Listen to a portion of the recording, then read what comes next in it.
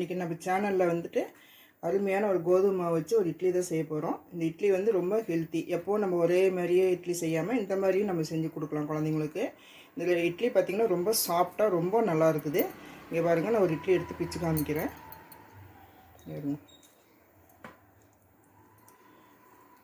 ரொம்ப ஒரு கையிலே நம்ம பிச்சிடலாம். இந்த அளவுக்கு நல்ல சாஃப்டான அந்த இட்லி. இது வந்து எப்படி செய்யுது அப்படின்ட்டு வாங்க ஃப்ரெண்ட்ஸ் வீடியோக்குள்ளே போய் பார்க்கலாம். வீடியோக்குள்ளே பார்த்துக்கூட புதுசாக பார்க்குறவங்க நம்ம சேனலை சப்ஸ்கிரைப் பண்ணி வச்சுக்கோங்க. அதுக்கு முன்னாடி நம்ம செய்கிற சமையல் நல்லா இருக்கணும் அப்படின்னு நினச்சிங்கனாக்கா கொஞ்சம் அன்போட கேர் எடுத்து செய்யுங்க. நீங்கள் செய்கிற எப்பேற்பட்ட சமையலுமே சூப்பராக வரும். வாங்க ஃப்ரெண்ட்ஸ் இது எப்படி செய்யுதுன்ட்டு வீடியோக்குள்ளே போய் பார்க்கலாம். கோதுமை இட்லி செய்கிறதுக்கு நான் வந்து இந்த மாதிரி ஒரு கப் எடுத்துருக்கிறேன். இந்த கப்பில் வந்து 3 கப்பு மாவு வேணும். உங்களுக்கு எவ்வளோ வேணுமோ அந்த அளவுக்கு போட்டுக்கோங்க. நான் வந்து 3 கப்பு மாவுக்கு ஃபஸ்ட்டு ஒன்று போட்டுட்டேன். இப்போ வந்து 2வது போடுறேன். இப்போ 3வது மாவு எடுத்துக்கலாம். உங்களுக்கு வந்து கொஞ்சமாக வேணுமா நிறையா வேணுமா இதே அளவு தான் போட்டுக்கணும். 3 கப்பு மாவு வேணும்.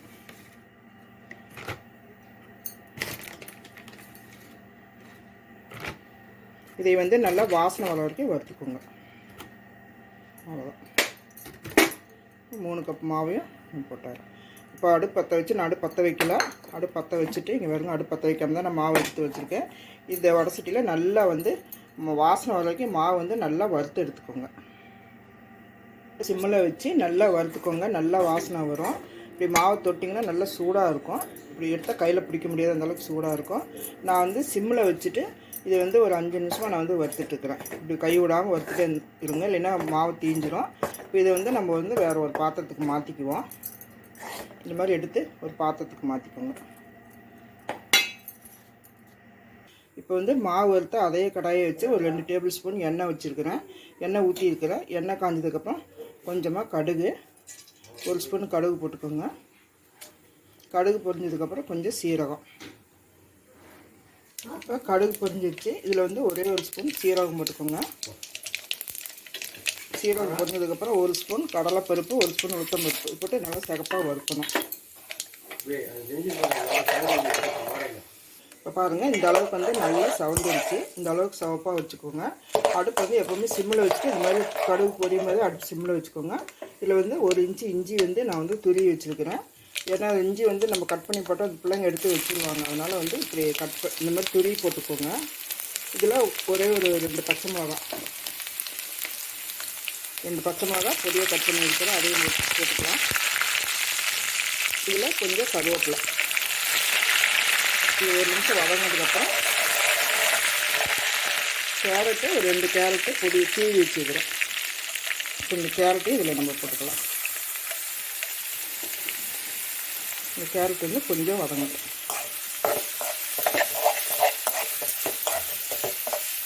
இந்த மாதிரி ஹெல்த்தியான ஒரு டிஃபன் செஞ்சு கொடுங்க. குழந்தைங்க நல்லா விரும்பி சாப்பிடுவாங்க. இப்போ லீவுலெல்லாம் பிள்ளைங்க வீட்டில் இருக்கும்போது நம்ம ஸ்கூலுக்கு தான் அவசரமாக செஞ்சு கொடுக்குறோம். வீட்டில் இருக்கும்போது இந்த மாதிரி கொஞ்சம் நிதானமாக யோசித்து இந்த மாதிரி செஞ்சு கொடுங்க. கேரட் வந்து நல்லா 1 நிமிஷம் நல்லா வதங்கட்டும். அதுக்கப்புறம் நம்ம கொத்தமல்லி போட்டுக்குவோம்.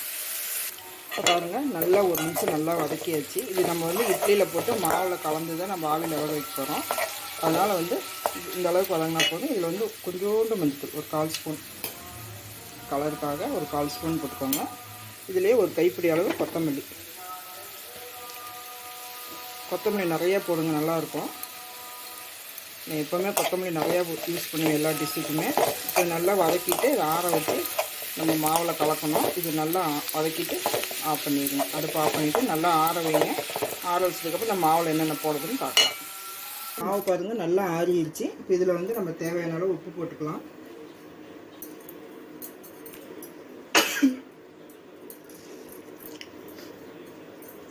இப்போ இதில் வந்து ஒரு சின்ன ஸ்பூன் தான், இதில் ஒரு 1/2 ஸ்பூன் சோடா உப்பு இதை போட்டுக்கிட்டு தயிர் வந்து நான் ஒரு 3/4 கப்பு எடுத்து வச்சுக்கிறேன்.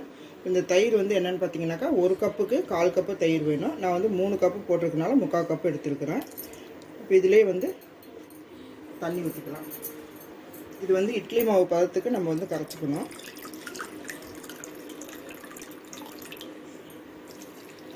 நான் வந்து ஃபஸ்ட்டு 1/2 கப்பு ஊற்றுறேன். ஒரு 10 மறுபடியும் நம்ம ஊற்றிக்கலாம். இப்போ இதில் வந்து நம்ம அந்த வதக்கி வச்சுருக்கிற இந்த கேரட் துருவல் இதையும் நம்ம இதில் போட்டுடலாம்.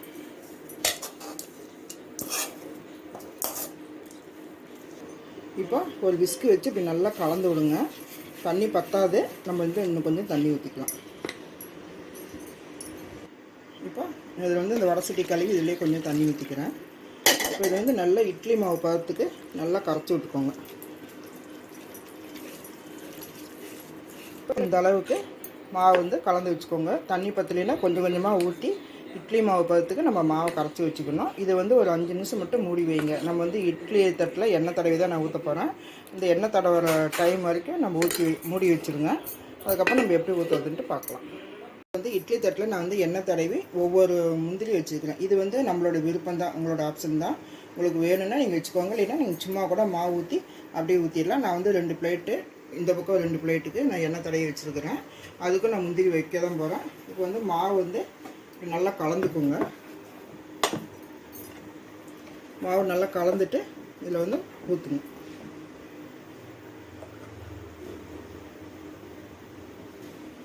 நம்ம எப்படி இட்லி வேக வைக்கிறோமோ அதே மாதிரி ஒரு 10 நிமிஷம் வேக வச்சா போதும்.